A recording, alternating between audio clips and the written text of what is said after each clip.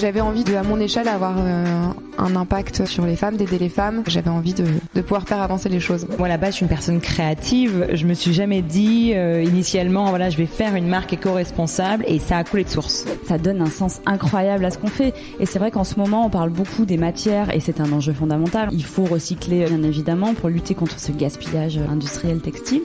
Mais on parle un peu moins des hommes, je trouve. Et nous, c'est vraiment cette balance sur ces deux sujets-là qui sont tout autant fondamentaux l'un que l'autre. C'est con, on parle de vêtements, donc si t'as envie d'une robe rouge, je sais pas, avec des volants drapés, etc., tu peux la chercher pendant 15 jours, le temps de la trouver. T'as pas besoin d'en acheter une que tu trouves directement, qui est neuve. Aujourd'hui, je pense que toutes les marques qui vont se créer ont un devoir moral de faire de leur mieux, ou en tout cas avec un engagement. La clé essentielle du féminisme, je pense, c'est la notion de sororité.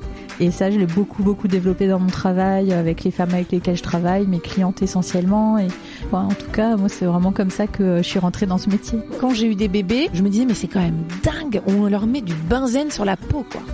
Et donc je me suis dit, tiens, si un jour je devais faire quelque chose, je ferais des vêtements où il n'y a pas de produits, dans lesquels il n'y a pas de produits chimiques pour les bébés. C'est vraiment quelque chose auquel il faut faire attention.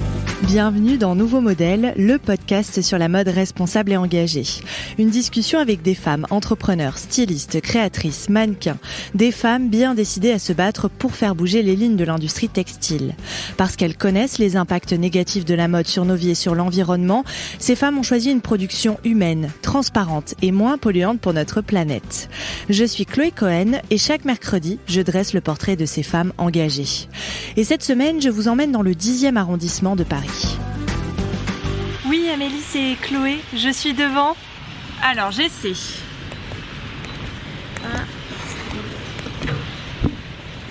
Oui, c'est bon. Ouais, c'est bon. Ça a fonctionné. Ça marche. Génial. Et à tout de suite. Merci. Hello. Salut, tu vas bien? Très bien. Et toi? Ouais, ça va. Merci de me recevoir dans votre showroom du coup. Oui, tu vois, en fait on va là-haut. D'accord, ok. C'est hyper chouette. Ça doit être bien lumineux avec les grandes fenêtres. C'est un studio de photographe. Ah, sympa. Ok. Mais, voilà, du coup l'immeuble est assez étonnant. Génial. Il est tout traficoté dans tous les sens. Donc c'est là 17h10, très bien. Voilà, bienvenue. Waouh. Merci. Comment faire toujours mieux? Je crois que c'est la question que se posent toutes mes invitées dans ce podcast. Comment trouver les matières les plus écologiques? Sur quels critères les sélectionner? Et surtout, comment trouver la bonne matière première pour mon produit? Il est là tout l'enjeu. Et parfois, il faut faire des concessions, des sacrifices, renoncer pour toujours rester aligné avec ses valeurs. C'est ce que nous racontent dans cet épisode les créatrices de 17h10, une marque de tailleurs féminin. Caroline Ray et Amélie Delacour sont mes invitées. Bonjour Amélie et Caroline, merci beaucoup de me recevoir dans votre showroom. Alors, peut-être que certaines personnes qui nous écoutent ont déjà vu l'une de vos créations, alors autre que les tailleurs, puisque c'était lors du Festival de Cannes. Et j'aimerais bien débuter avec ça, parce que je trouvais ça intéressant. Vous avez utilisé le tapis rouge de Cannes pour en faire une robe. Le tapis rouge qui est changé quand même 3 fois par jour pendant le festival. Est-ce que vous pouvez nous raconter l'histoire de ce projet ? Avec plaisir. Alors effectivement, c'est parti de l'envie de lancer une collection de tissus upcyclés, comme on dit. Donc on a réalisé que dans l'usine dans laquelle on produisait nos costumes au Portugal, on pouvait récupérer des chutes, quelques rouleaux de tissus d'autres marques qui ne les avaient pas utilisés, et notamment un rouge qu'on a trouvé magnifique. Et on s'est dit ça ferait une superbe collection capsule, et qui tombait à peu près pour un lancement au moment du mois de mai, donc du printemps. Et pour accompagner le lancement de cette collection capsule, on a cherché une idée un peu originale pour sensibiliser à ce qu'était l'upcycling, dont on commence à entendre parler, mais c'est un peu le début. Et l'idée, couleur rouge, mois de mai, de faire quelque chose avec le tapis rouge du Festival de Cannes a germé. On est des anciennes créatives, des agences de com, donc on se refait pas. Et c'est comme ça que on a pu aller chercher à Cannes l'année dernière du coup des chutes au moment où ils démontaient le festival. Les faire remonter à Paris dans un énorme camion qu'on avait pu louer, les stocker notamment chez mes parents dans leur salon. Faut dire que c'était des rouleaux quand même assez conséquents. Et ensuite, nous on pourra revenir sur les détails de la conception de cette robe, mais réaliser du coup cette idée-là. Ok. Et ça a mis combien de temps pour la confectionner cette robe du coup ? Plusieurs mois du coup. Ouais. Le temps d'acheminer les tissus, de les récupérer et surtout de faire pas mal de tests. Parce que comme vous pouvez l'imaginer, donc c'était un tapis. Donc c'est un tissu très rigide qui ressemble à de la grosse feutrine. Donc il a fallu qu'on teste et qu'on voit comment lui faire récupérer une souplesse avant de travailler le tissu suivant le modèle qu'on avait en tête. Ok, ça a été compliqué ça, cette partie-là un peu technique? Compliqué mais surtout très drôle. Donc, ouais. Ouais, on a Vous en regardez des bons souvenirs? On était encore membre des ateliers Jean-Luc François qui aident des jeunes entrepreneurs dans la mode à se lancer. Et du coup, on est arrivé avec nos rouleaux, à regarder avec les modélistes et les couturières là-bas qu'est-ce qu'on pouvait faire. Donc les premiers modèles, on les a fait nous. Et ensuite, on s'est tourné vers une couturière qui nous a aidé à la confectionner vraiment là de manière très très bien parce que puisque ça devait défiler à Cannes, il fallait quand même une vraie couturière pour faire ça très bien. Et elle a eu aussi un input sur le design. Okay. Donc voilà, on a fait ça avec elle ensuite. Ouais, c'est intéressant parce que ça a mis un bon coup de projecteur aussi sur la marque, j'imagine, en termes de communication. Ça permet d'être visible, voilà. Donc non, c'était intéressant, j'avais trouvé le concept hyper chouette. Et donc vous, votre spécialité, ce sont les tailleurs. Et d'abord, avant de rentrer dans le détail de la confection de votre marque, comment toutes les deux vous vous êtes rencontrées ? On s'est rencontrés il y a plusieurs années dans une agence de publicité. On travaillait toutes les deux chez TBWA. C'était un de nos premiers stages et du coup, voilà, on travaillait toutes les deux pour la marque McDonald's. Donc, on aime bien dire qu'on s'est un peu rencontrés chez McDo, comme disait l'ancienne pub pour ceux qui connaissent. Et voilà. Ok. Et donc après, vous vous êtes lancées toutes les deux dans l'entrepreneuriat. Ça correspondait à quel moment de vos parcours un peu professionnels et personnels respectifs pour comprendre ce qui a déclenché en fait le passage à l'entrepreneuriat? C'est vrai que ce stage, du coup, c'était il y a 10 ans. On était en Master 1, toutes les deux. Donc effectivement, première expérience en agence de com. Ensuite, on est toutes deux parties faire nos césures à l'étranger. On s'est retrouvés à Paris 2 ans plus tard, jeune cadre, tout juste embauché, et on s'est mis en colocation. Donc on est resté 6 ans colocataires dans un appartement dans le 18e et c'est là que c'est vrai que à force de toutes les tisanes de colocataires finissaient en brainstorming d'idées de boîtes qu'on pourrait créer. On sentait qu'on avait cette fibre et cette envie de faire quelque chose ensemble. Je pense qu'on n'est pas les seuls. Il y a des entrepreneurs qui disent que l'envie de créer vient aussi d'un duo, d'une équipe qui se forme, et nous c'est comme ça que ça a démarré. Et c'est vrai que l'idée après de plusieurs mois de réflexion, d'idées folles, jusqu'à tomber sur cette épiphanie des tailleurs qui venait de notre vécu à nous, de jeunes cadres, justement, qui devions souvent être en présentation. On appelle ça des pitchs en agence. On avait besoin de se donner de la crédibilité dans ces moments-là, et voilà, ça passait par le vêtement, le power suit. Donc on se prêtait nos vestes et nos pantalons en dressing commun de colocataires, et on s'est rendu compte que on trouvait que l'offre était assez pauvre. On a toutes les deux des frères et puis nos potes, nos copains qu'on pouvait accompagner, choisir des costumes pour des mariages ou autres, et on se rendait compte qu'il y avait un choix délirant chez les garçons et très peu pour nous. Et c'est comme ça que l'idée d'une marque de tailleur est arrivée, qu'on s'est emballé. Après, on rentrera dans le détail de qu'est-ce qui a fait qu'on a pris la décision vraiment de quitter nos boulots pour y aller. Mais oui, vous pouvez nous le raconter peut-être, parce que c'est vrai que ça, entre l'idée qu'on trouve évidemment, qu'on trouve géniale et tout, il y a quand même un gap entre le moment où on quitte tout pour se lancer et simplement l'idée, quoi.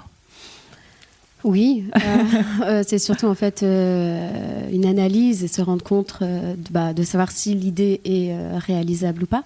Donc c'est vrai, quand on a eu l'idée, on a commencé à travailler dessus, à faire une grosse analyse de marché, et également ni l'une ni l'autre ne venons du secteur de la mode.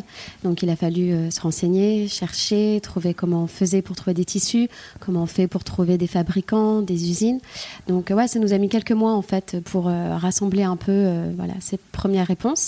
Et une fois qu'on les a eues, on s'est rendu compte que c'était important qu'on y aille à fond. Je pense qu'on en avait aussi toutes les deux envie. On a commencé du coup à lancer la marque en même temps qu'on était en poste. Et arrive un moment où on a envie d'aller plus vite, d'aller plus loin. Et on a pris du coup la décision de se lancer à 100% dans cette histoire. Ok, oui, c'est vrai que c'est jamais évident de prendre cette décision-là. Elle fait toujours un peu peur. On saute un peu dans le vide. Avec le recul, vous la regardez comment ce moment assez décisif dans vos vies ? On l'a beaucoup réfléchi, on l'a beaucoup intellectualisé. Ouais. Ça n'a pas été un saut de fou. Comme dit Caroline, effectivement, on a eu l'idée, je pense, en mai. On s'est donné tout l'été pour faire nos recherches, voilà, que ce soit des études de marché, des recherches Google au début, comme tout le monde, on tape les mots-clés. Et puis nous aussi de se projeter à titre personnel. Voilà. On a fait pas mal, ça peut paraître un peu ridicule, mais je pense que c'est assez intéressant. On a fait pas mal de questionnaires, est-ce que l'entrepreneuriat est fait pour vous ? À ce moment-là, on a fait même un peu nos portraits, justement, RH, essayer de se comprendre comment on fonctionnait dans le travail, pour voir si voilà, ça pouvait être aussi quelque chose d'intéressant à faire.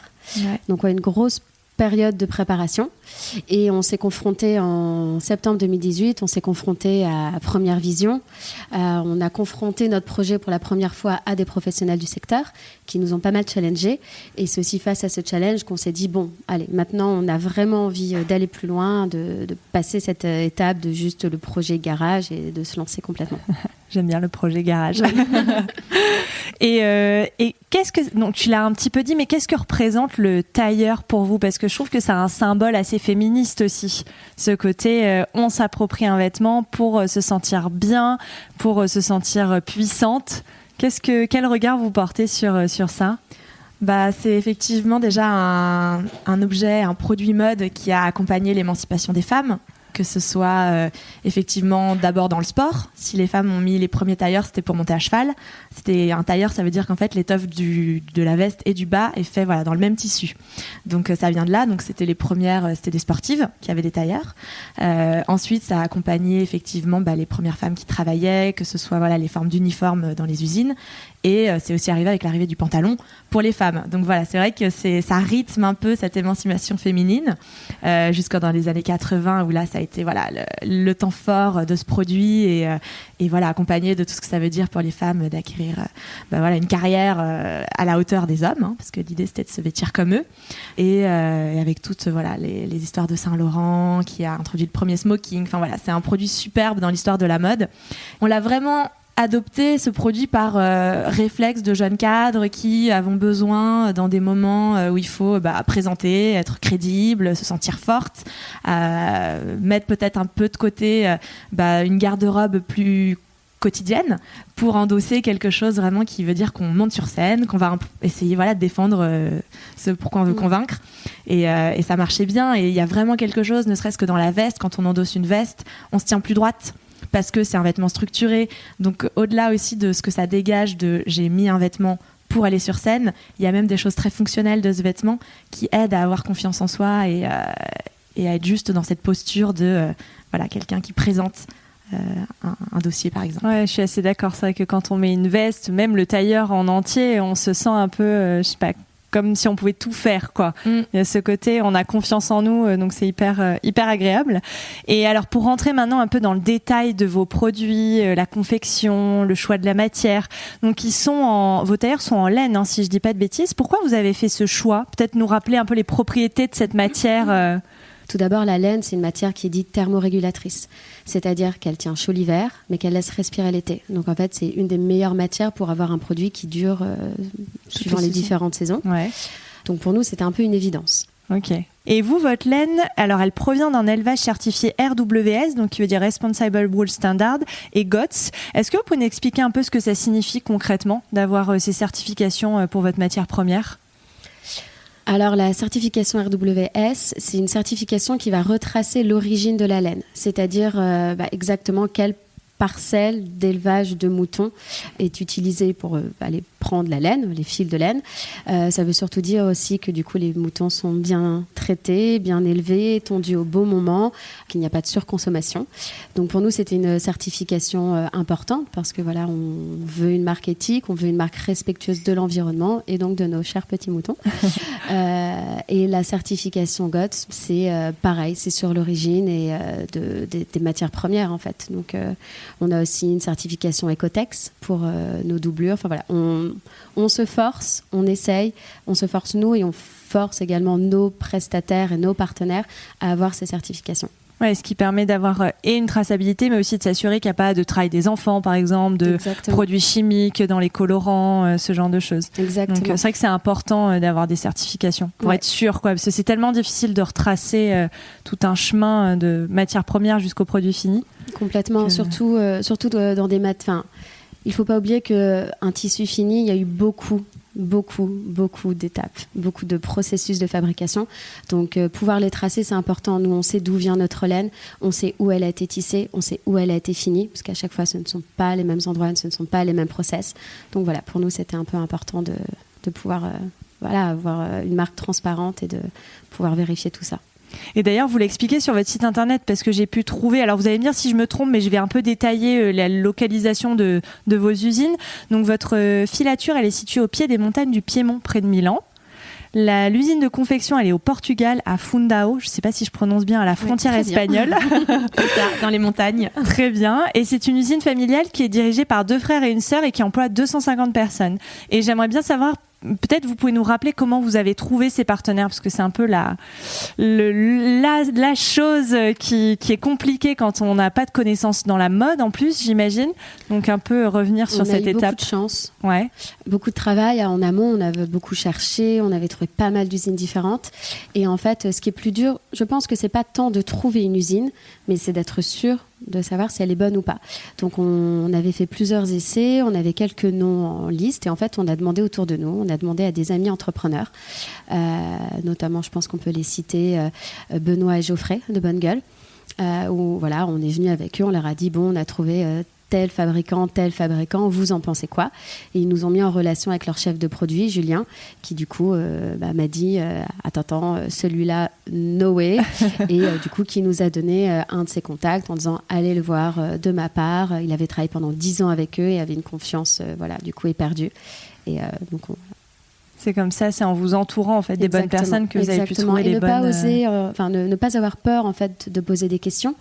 Et on s'est rendu compte qu'on est quand même dans un milieu qui est très bienveillant, donc autant s'en servir. En profiter, quoi. Ouais, autant dans les salons, quand c'est pas toujours évident d'être bien reçu, même par les fabricants. Hein. C'est quelque chose, qu'on a raconté parce que on a fait un podcast justement qui documentait toute la création de notre entreprise qui s'appelle Commencer. Et notamment le salon Première Vision dont parle Caroline, quand on a débarqué avec nos premiers petits croquis et nos idées, telles qu'on les avait formulées au tout début, on n'était pas forcément pris au sérieux. Les fabricants sont quand même très sollicités. Donc attirer leur attention et le fait qu'ils aient envie de travailler avec vous, en fait, ils sont pas du tout en demande. Donc c'est vrai qu'il faut vraiment arriver avec un projet béton, bien ficelé, être très sérieux.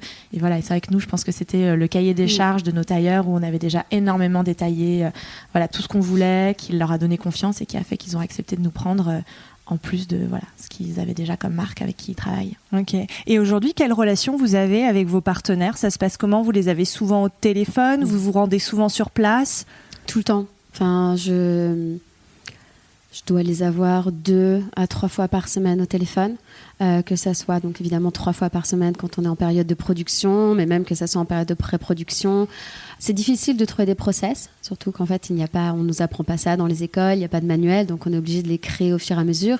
Mais au bout d'un moment, quand on a justement tous ces process, on se rend compte qu'on les a très souvent, que ça soit donc dans la préparation de la production, pendant la production, puis une fois qu'on l'a reçu, le contrôle technique, qualité, vérifier, faire des retours, qu'ils soient positifs ou négatifs, ne rien laisser passer.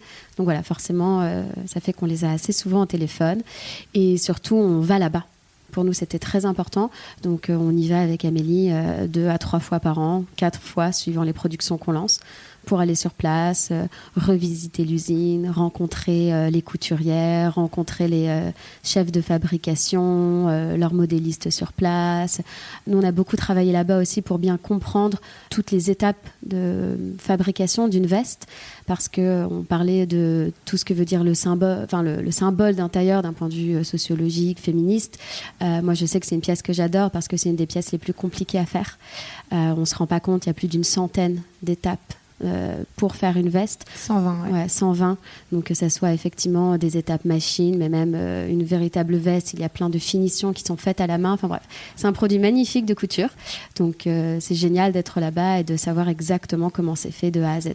Ouais, ça c'est vrai qu'on a tendance à l'oublier malheureusement. On se rend pas compte en fait de toutes les personnes qui travaillent sur un vêtement et de toutes les étapes qui sont nécessaires. Complètement. Pour. Mais de toute façon, aujourd'hui, avec l'arrivée de la fast fashion, il y a une perdition totale de la connaissance du produit, la connaissance d'un vêtement.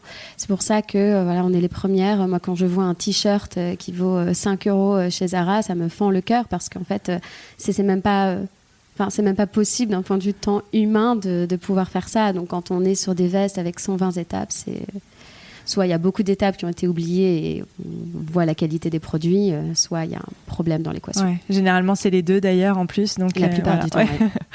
Et d'ailleurs, vos moutons, du coup, ils sont élevés où alors ? Parce que ça, je ne sais pas si je l'ai noté dans mes questions, je ne l'ai pas noté. Loin et pas loin. On a sorti un tailleur avec l'association qui s'appelle Made in Town, qui justement en fait essaye de revaloriser l'industrie, la filature lainière française. Donc on a travaillé une laine qui en plus d'être locale et française est non teintée. Donc ça donne un produit assez drôle, c'est-à-dire que c'est la vraie couleur de la tonsure du mouton et on peut choisir du coup nos différentes couleurs suivant les différents types et races de moutons. Donc nous on avait choisi un mérinos d'Arles qui est du coup un mouton tout blanc pour avoir une laine toute blanche. C'était comme la carte des fromages de France. Il y avait Exactement. les petits moutons par région ou les vaches, comme on peut voir pour la viande. Et là, on peut choisir sa laine en fonction des régions, de noir à marron, gris, blanc. Exactement. Et donc ça n'a pas été possible pour toute la collection. Qu'est-ce qui est problématique, enfin qu'est-ce qui est difficile dans d'avoir de la laine française pour toute une collection ? C'est des qualités de laine. Nous, sur nos tailleurs que tu nous vois porter, on est sur un grammage beaucoup plus faible. On est sur des draps de laine et c'est juste que là, cette filature ne faisait pas de draps de laine, faisait des laines plus épaisses. Donc, presque manteau. Voilà, plus pour des manteaux, des vestes d'hiver. Okay. Alors que nous, voilà, le tailleur que l'on porte tous les jours, le costume que l'on voit tous les jours au travail, c'est des laines plus fines. Donc c'est juste que cette filature n'en faisait pas. Mais on réfléchit à sortir du coup un manteau pour l'année prochaine. Et là, du coup, on est encore en train de travailler avec eux, pour potentiellement notre manteau d'hiver de l'année prochaine. C'est hyper chouette. Et puis c'est un projet justement de revalorisation de la filière lainière. Donc aujourd'hui, le choix est plus limité, voilà, comme dit Caroline, en grammage, en possibilité, pour faire tous les produits. Mais comme ils essayent justement de réintroduire ce savoir-faire en France, en quantité et en propositions plus nombreuses. On n'exclut pas que dès qu'on pourra trouver nos draps de laine habituels pour faire une veste et un pantalon plus quotidien, on sera ravis au contraire de réintroduire de la laine française dans nos collections. Okay. Et donc pour le reste de vos collections, les moutons viennent d'où ? Ils sont élevés où exactement ? En Tasmanie et en Nouvelle-Zélande. Okay. Donc voilà, c'est là où il y a les plus grands élevages de moutons et on va dire que 40% de la production mondiale et notamment les grandes marques de luxe se sourcent là-bas. Ok, très bien. Et votre réflexion sur les matières, elle en est où aujourd'hui ? Donc on a parlé un peu de la laine française, mais je voudrais savoir un petit peu où vous en êtes, vous, sur cette réflexion de la matière première. Est-ce que vous avez des projets à court terme, moyen terme, long terme sur la matière ? Alors, nous, on est très contente de notre matière actuelle. On travaille des très belles laines, on est content de nos fournisseurs. On a des très bons retours. Des clientes. Donc pour l'instant, on est assez contente. On va dire que nos réflexions, elles se portent plus dans pourquoi pas tenter de nouvelles choses. Par exemple, on est en train de travailler des prototypes qui seraient faits par exemple en tencel. Donc quel serait le tombé d'un tailleur ? Donc pas en laine, mais en tencel. Donc on est aussi sur des fibres écologiques, naturelles, mais voilà, pour voir des tombés différents. Donc on est en train un peu de s'ouvrir à d'autres tissus et de faire des essais. Ça va aussi avec des réflexions de stylisme et de modélisme pour avoir des tombés justement différents. Aujourd'hui, nos laines, elles sont belles, elles sont très fines, très élégantes, très fluides. Et justement, qu'est-ce que ça ferait d'avoir un tailleur un peu plus structuré avec du coup d'autres matières, sans forcément tomber dans des laines plus épaisses, mais du coup des fibres un peu moins souples. C'est compliqué de l'expliquer à l'oral. J'imagine. Il faut le toucher. mais voilà.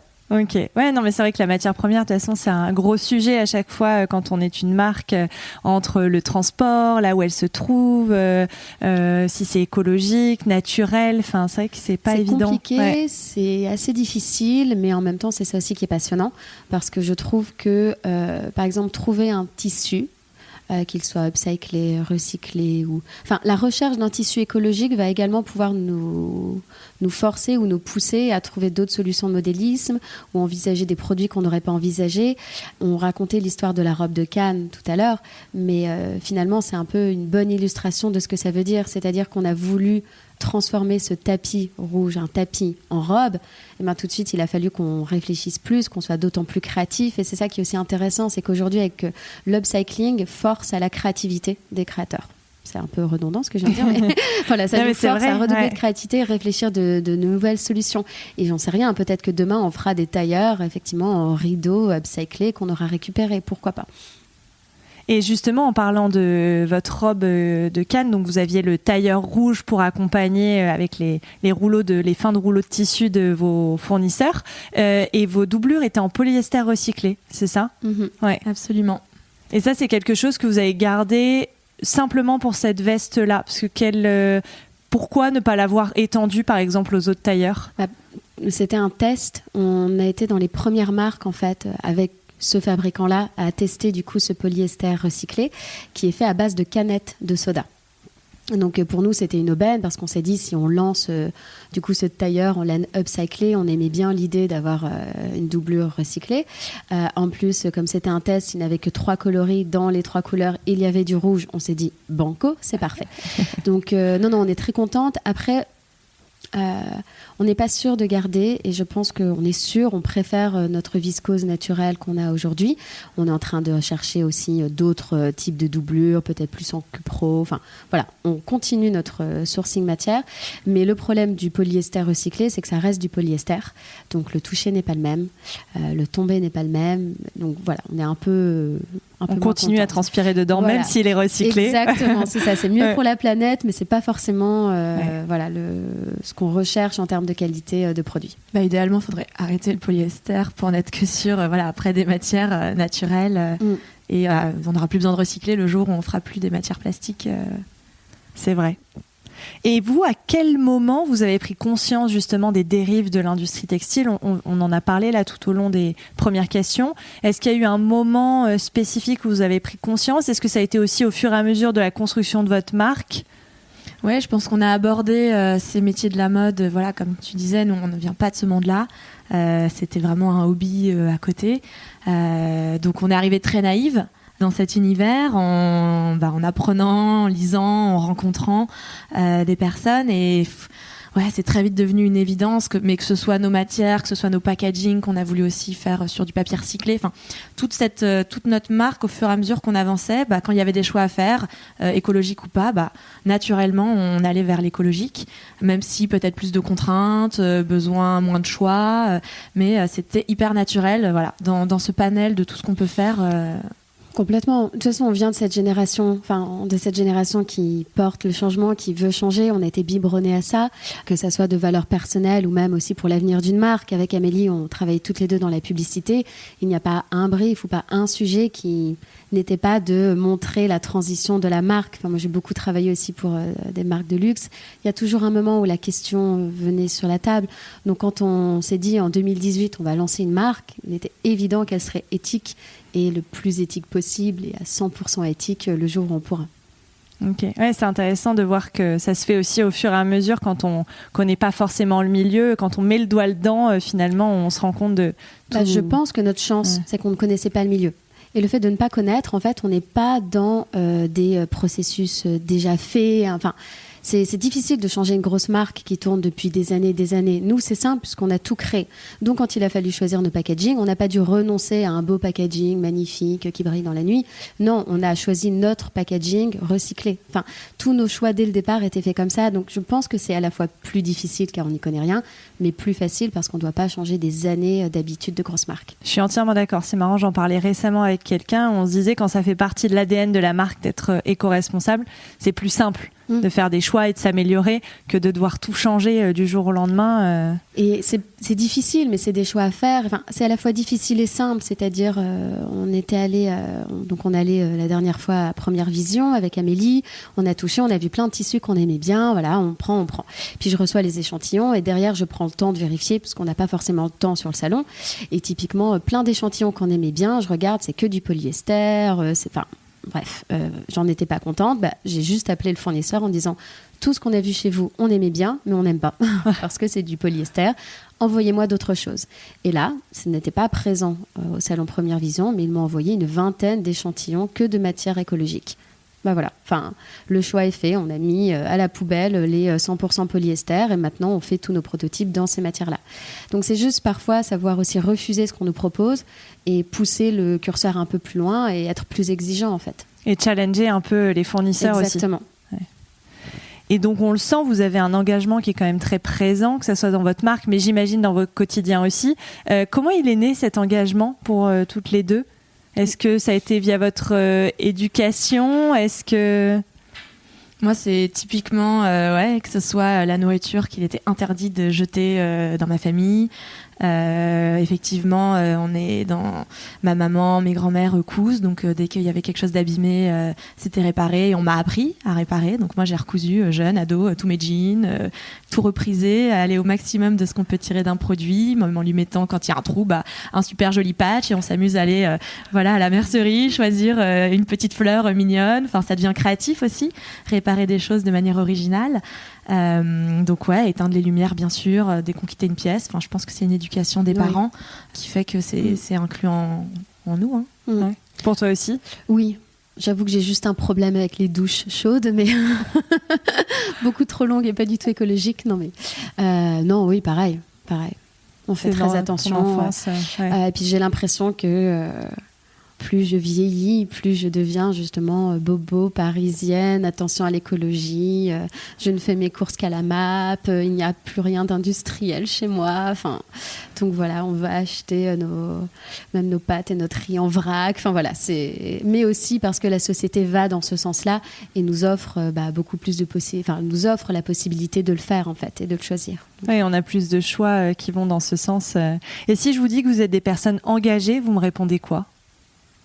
Oui. Ouais, je pense. Ouais.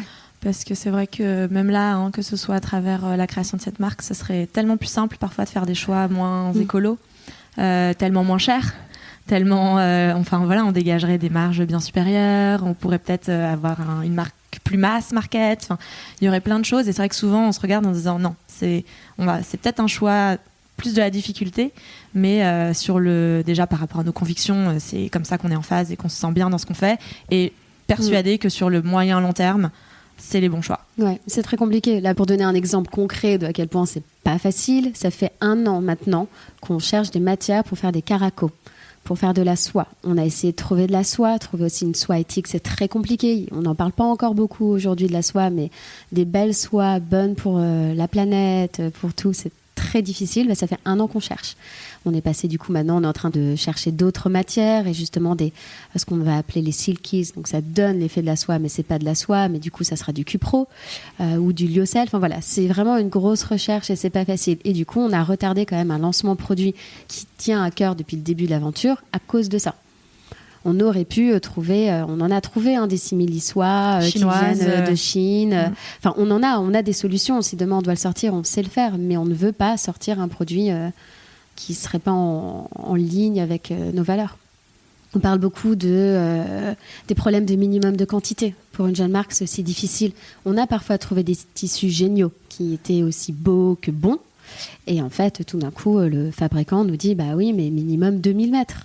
On ne peut pas se permettre de commander 2000 mètres quand on est une jeune marque. Et ce n'est pas tant un problème de trésorerie qu'on pourrait avoir, mais pareil aussi encore un problème un peu engagé. Je ne vais pas produire 2000 caracos comme ça. On ne sait pas si on va les vendre, ces 2000 caracos. Il est hors de question qu'on les jette. Donc voilà, ça rajoute encore une pierre, une petite marge de difficulté à passer. Ouais.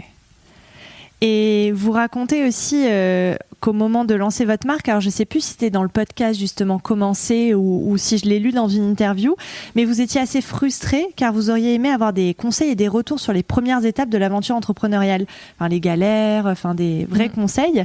Et alors c'est quoi ces premières étapes ? Qu'est-ce que vous auriez aimé qu'on vous dise quand vous avez démarré ? Ouais, ça rejoint quand on racontait effectivement comment nous est venue l'envie et l'idée de nous lancer. C'est sûr que c'est un grand saut quand même dans le vide qu'on voulait pas faire naïvement. C'est passé par essayer de trouver des témoignages de personnes qui avaient lancé des aventures entrepreneuriales en dehors de l'autopromotion, qu'on entend beaucoup dans beaucoup de contenus où c'est normal, un entrepreneur qui parle de sa marque, il a besoin de la vendre. Donc l'aventure est toujours un peu réécrite.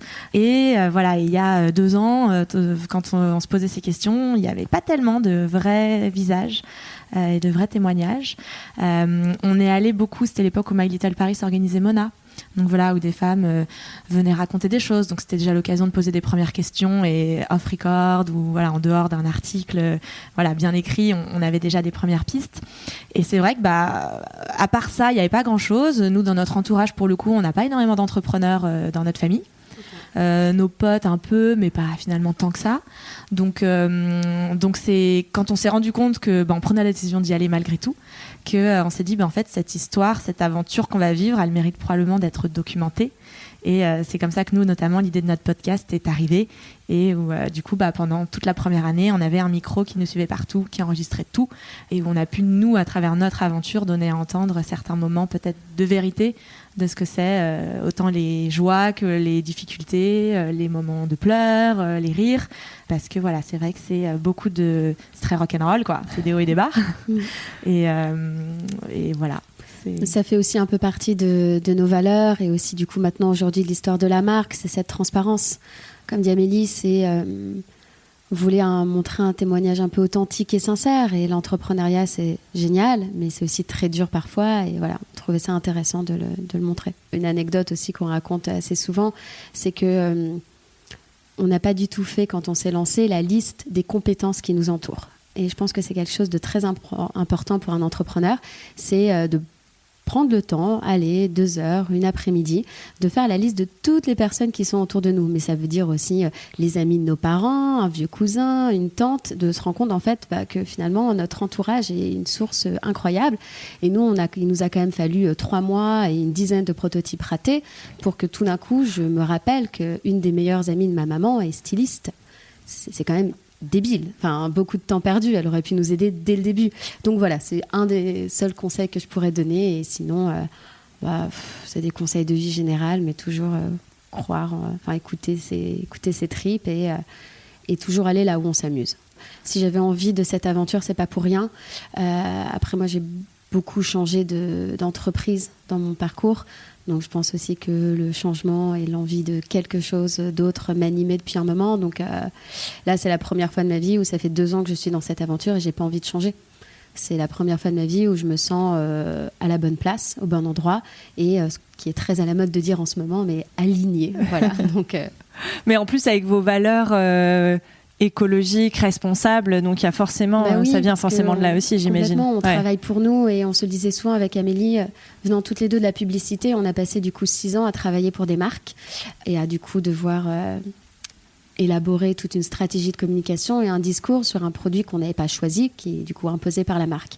Et là, ce qui est génial, c'est qu'en fait, on a pu créer notre produit par rapport aussi à ce qu'on voulait en dire, en fait. Donc il y a Quand je parle d'alignement, c'est pas pour rien en fait. C'est que le discours de la marque et les produits de la marque font sens. Voilà. Donc, ouais. Et justement, pour revenir aussi un peu sur Commencer, donc il est terminé aujourd'hui, mais il est encore accessible, les gens peuvent l'écouter. Et vous avez une 100% de transparence. C'est vrai que vous racontez tout, les joies, les découragements, on vous entend même pleurer dans certains épisodes. Et quels sont les avantages et les inconvénients de cette transparence ? Parce que vous racontez aussi qu'un de vos partenaires, je crois, pour des prototypes, avait augmenté les prix en écoutant un de vos épisodes. Donc, ça n'a pas que des avantages. Donc, j'aimerais bien savoir, si on devait un peu lister les avantages et les inconvénients de cette démarche 100% transparence. Quand on s'est lancé là-dedans, on savait que c'était qui tout double. Faut être honnête, ça nous a quand même ouvert des portes parce que quand on dit est-ce que je pourrais vous enregistrer pour un podcast, il y a des gens qui sont flattés et qui sont très contents d'être mis sur écoute et d'être rendus comme ça d'une certaine façon public, même si ça reste une audience limitée bien sûr, mais et d'autres au contraire que ça intimidait totalement et qui ont refusé des rendez-vous parce que ils étaient pas à l'aise. Donc quitte et double, vraiment il y a eu du bon, il y a eu du moins bon en tout cas sur l'ouverture de certaines portes. Effectivement, ça nous a aussi parfois donné une crédibilité parce qu'on pouvait montrer qu'on avait un objet de communication qui aidait à faire aussi connaître la marque. De toute façon, ta question, elle rejoint toute la problématique autour de la transparence. Et c'est une problématique aujourd'hui que toutes les marques sont obligées d'avoir. On exige des marques qu'elles soient transparentes, mais la transparence, c'est un peu compliqué. Nous, quand on a fait le podcast, par exemple, tous les moments où on nous voyait, nous, faibles, nos moments de doute, nos moments, en plus parfois très personnels, nos moments de pleurs, etc., Enfin, à titre personnel, moi, ça m'a posé beaucoup de problèmes en disant, mais on est en train de se montrer faible. Enfin, qu'est-ce qui se passe le jour où, dans 4-5 mois, on va aller voir des investisseurs? On voit quand même Amélie et Caroline pleurer. Donc, ça a été assez compliqué. Et puis, au final, on a pris le parti inverse en disant non. En fait, on voit Amélie et Caroline qui ont la force de montrer ces moments difficiles. Et je pense que c'est ce qui est en train de changer et que c'est avec la tendance. Mais ça, c'est une transparence, on va dire, plus humaine. Après, ce qui reste toujours compliqué, c'est la transparence plus business. Comme on en parlait, nous, on a pris le parti de donner nos fournisseurs. Aujourd'hui, notre modéliste, on lui a fait tellement de publicité que je ne sais pas combien de pourcentage de son chiffre d'affaires est dû au fait qu'elle ait été dans notre podcast.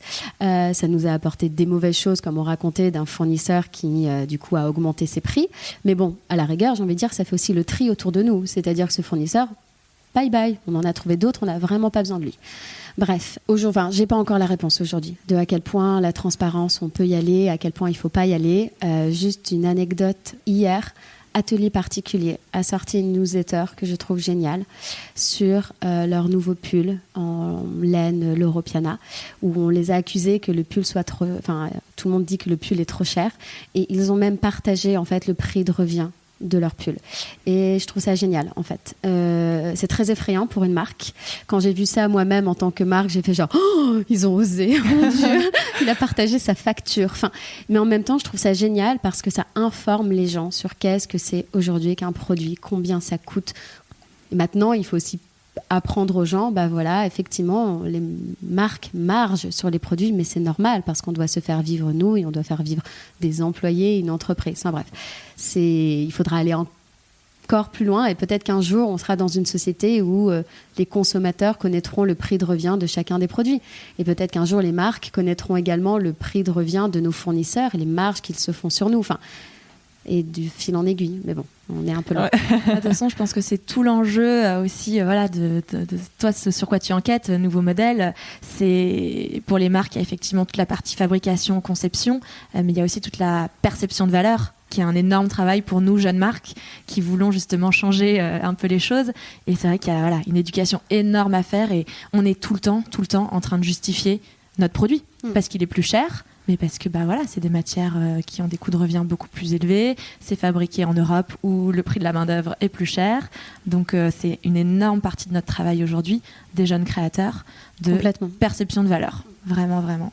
D'éduquer les consommatrices et consommateurs. Qui nous obsèdent, et c'est pour ça que toutes les stories Insta aujourd'hui racontent la confection, c'est pour ça qu'il y a des newsletters comme tu parles de celle d'Atelier Particulier, c'est pour ça, tout est fait pour rassurer, justifier, parce qu'il faut réapprendre aux gens combien ça coûte et leur expliquer qu'en fait c'est la juste répartition des choses. Mais ce qui est drôle, c'est que les marques de la fast fashion ne le font pas encore. Non, pas du tout. Ah non, parce que là, je pense qu'on serait très étonnés de voir la partie qui revient à la main-d'œuvre, notamment. Voilà, je pense que ça ferait assez peur, mais bon. Mal au cœur. Ouais. Et justement, je le disais, c'est vrai qu'on entend aussi vos moments un peu de déception, notamment, je crois, c'est au moment des prototypes, certains prototypes qui sont ratés, qui correspondent pas à ce que vous aviez anticipé et imaginé. Absolument. Comment on fait pour rebondir et ne pas baisser les bras dans ces cas-là ? Moi, j'ai envie de dire, je sais pas s'il y a de formule magique, mais on est deux. C'est de la persévérance. Ça, de toute façon, je crois que s'il y a quand même une chose qu'on apprend ou dont il faut être doté quand on se lance, c'est d'être persévérant. Il y a des ratés, c'est évident. On ne peut pas faire un sans faute. Il faut juste anticiper d'avoir un petit coussinet de trésor pour pouvoir les encaisser. Et puis, effectivement... se donner une soirée, réfléchir, repartir. Nous, c'est vrai qu'on a le fait d'être deux quand même, ça nous aide énormément parce que dès qu'il y en a une qui est un peu dans la partie basse de la balance, l'autre du coup remonte automatiquement et attire l'autre. Et ça, c'est très systématique. Mais ouais, faut être préparé, il faut juste savoir. Et puis réessayer. Enfin, ça marche jamais du premier coup. Il y a aucune invention qui a fonctionné du premier coup. Et nous, même ces premiers prototypes ratés, pour moi, ne sont même pas tant un échec. Je suis même étonnée que les deuxièmes étaient parfaits. C'est normal, en fait. C'est normal. On a juste eu un petit moment de panique parce que tout d'un coup, problème de crédibilité, de légitimité, mais pourquoi on s'est lancé là-dedans, mais pourquoi on n'a pas juste fait des jupes, c'est beaucoup plus simple qu'une veste, qu'est-ce qui nous a pris, mais sinon voilà, ça a été avec le recul, sur le moment ça paraît énorme en fait, mais avec le recul, c'était rien, c'est pas grave. Maintenant on a certains prototypes, c'est le 4e qu'on reçoit, on n'est toujours pas ok, c'est normal en fait, donc Ouais, ça a été un beau déclencheur, relativise. Un beau déclencheur aussi de se rendre compte que même si il y a des intermédiaires, que effectivement on avait fait confiance à un modéliste à ce moment-là pour nous faire des premiers essais, on s'est rendu compte qu'en fait il fallait qu'on sache tout faire, qu'on comprenne tout. Et en recevant ces prototypes, on s'est dit ok, on ne peut pas faire confiance aveugle, c'est pas parce que lui est expert de cette partie-là que nous on ne doit pas mettre notre nez dedans. Et c'est là où on s'est encore plus, j'ai envie de dire, plongé dans tout ce que ça voulait dire, toutes les étapes de faire une veste, et que on est encore plus allé du coup dans mettre notre nez dans tout. D'essayer de comprendre, de voir la différence, parce qu'en fait nous du coup on avait un dessin, le modéliste nous a fait un patronage en ayant un prototype, et là bizarrement l'équation elle ne fonctionnait pas, et on s'est dit pourquoi, donc là en fait on ouvre le vêtement, et c'est je pense que ça nous a appris ça, cette anecdote, c'est tu ouvres ton vêtement et tu te rends compte que le thermocollant ça ne va pas, les épaulettes sont trop grosses, la cigarette est mal montée, et tout d'un coup en fait encore une fois, le vêtement prend une autre dimension, et qu'on s'est dit, en fait, il faut qu'on soit exigeante partout, dans le moindre détail. Et du coup, aujourd'hui, on a cette connaissance produit qui nous permet d'éviter tout autre raté. D'avoir un vrai cahier des charges et pas simplement un dessin de style. Et quelles concessions vous ne faites pas sur vos fournisseurs? Parce qu'on l'a dit, c'est très important de bien s'entourer. Vous, en plus, vous avez des valeurs qui sont très fortes au niveau de l'éthique, la responsabilité. Donc, quand vous choisissez un fournisseur, qu'est-ce qui est indispensable? Qu'est-ce que vous regardez en premier, ou comment vous le sélectionnez? On part souvent de la consommatrice quand même, hein. On se met, quand on a nos échantillons, de regarder en se disant est-ce que ça... moi qui veux des matières naturelles, qui veux des choses douces, qui veux des choses agréables à porter, dans lesquelles, est-ce que j'aurais envie de ça, dans le choix en tout cas des tissus, parce que ça commence toujours par un petit bout de 10 cm sur 10 cm qu'on regarde en tant qu'échantillonnage. Donc c'est vraiment une envie de qu'est-ce que j'ai envie de mettre sur ma peau, moi qui fais attention. Donc là ça veut dire remonter, comme disait Caroline, qu'il n'y ait pas les fibres qu'on ne veut pas avoir, etc. Et ensuite, pour nos fournisseurs, d'un point de vue très pragmatique, on ne fait pas de concessions s'il n'y a pas de transparence. Donc ça nous est déjà arrivé de trouver une laine très belle et le fournisseur ne voulait pas me dire d'où elle venait. J'ai dit je la prends pas. Il est hors de question que j'utilise un tissu dont je ne sais pas l'origine en fait. Je ne sais pas où elle a été faite, donc non. Donc pour moi ça serait ça, c'est un minimum de transparence. Ça peut nous arriver, et ça nous arrive de travailler avec des fournisseurs qui ne sont pas certifiés. Mais ça ne veut pas dire qu'ils ne sont pas éthiques pour autant.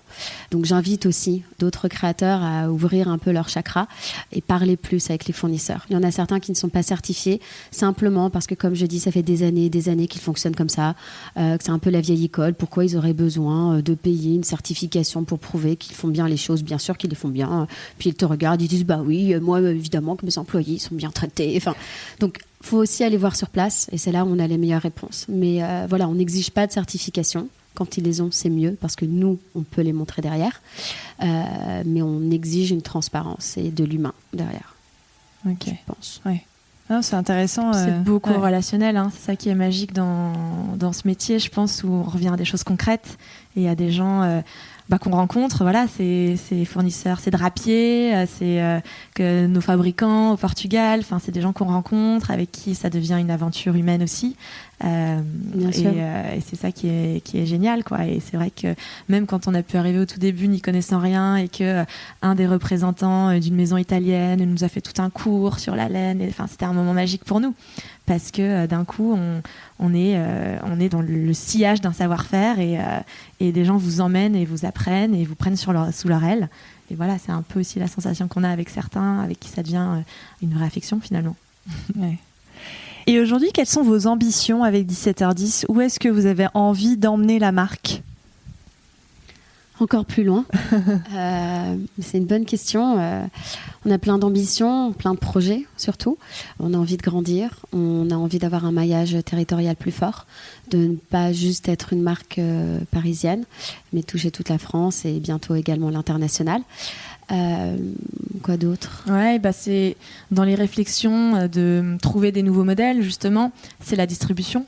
Dont on n'a pas encore trop parlé, mais c'est vrai qu'aujourd'hui, comme on se dit, donc on veut être des marques qui proposent des très beaux produits à un prix le plus juste possible, ce qui veut dire couper le plus d'intermédiaires possible, dont les marges distributeurs.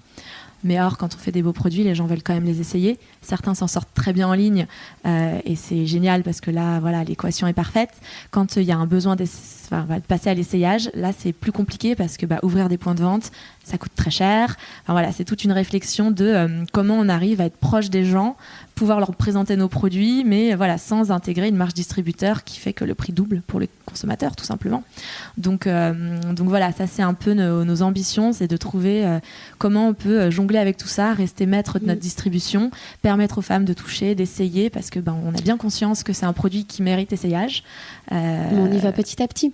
Là, on va ouvrir notre première boutique bientôt. Félicitations. Donc, on est contente. La marque, ça fait moins d'1 an qu'on est lancé et on lance notre première boutique, donc c'est quand même un signe qu'on est sur la bonne voie. Donc on est ravis et comme dit Amélie, distribution et également production. Si on reste du coup dans ces nouveaux domaines, on est de plus en plus en train de travailler et une offre de sur-mesure et une offre de production à la demande. Donc pouvoir aussi lancer des petites quantités pour être plus juste au niveau des stocks, éviter la surproduction et pouvoir aussi toujours proposer les produits aux clientes quand elles le souhaitent. Aujourd'hui, on est déjà en rupture de stock sur certains modèles. Donc c'est une bonne nouvelle, mais aussi une mauvaise nouvelle pour nos clientes quand elles viennent spécifiquement pour une couleur. Donc voilà, une production plus raisonnée, plus rapide, plus flexible. Voilà, c'est compliqué, mais on a des petites solutions qui se profilent. Ok. Et alors la dernière fameuse question que je pose à toutes mes invitées, est-ce que vous avez des modèles dans la vie ? J'ai eu des super managers. Par mes expériences précédentes, des femmes qui m'ont beaucoup inspirée, que je trouvais extrêmement intelligentes. Et je pense que ça m'a donné envie de travailler, vraiment, mais mener une carrière. Et je les remercie pour ça parce que je pense, moi j'ai une maman qui travaillait pas. Et c'est un modèle merveilleux de famille. Mais mon envie aujourd'hui, je pense, d'avoir monté ma boîte, d'avoir construit ce que je fais aujourd'hui, c'est parce qu'il y a eu ces femmes-là aussi qui m'ont montré qu'on pouvait être une femme, travailler, s'épanouir. Et je pense que c'est un modèle aujourd'hui pour moi de réussir à tout concilier comme ça. Ok. Après, moi, je vais avoir des modèles un peu pour notre marque, c'est-à-dire que on parlait justement de transparence, d'éthique. Pour moi, la marque Everlane est un modèle à suivre. Je rêve du jour. C'est une marque américaine. Exactement. Ouais. Je rêve du jour où on sera capable d'avoir un peu le même discours. Mais après, je trouve qu'ils sont pas assez glamour. Donc, je dirais que j'ai d'autres modèles aussi dans des marques de luxe que j'adore, que j'aime, des maisons que je suis.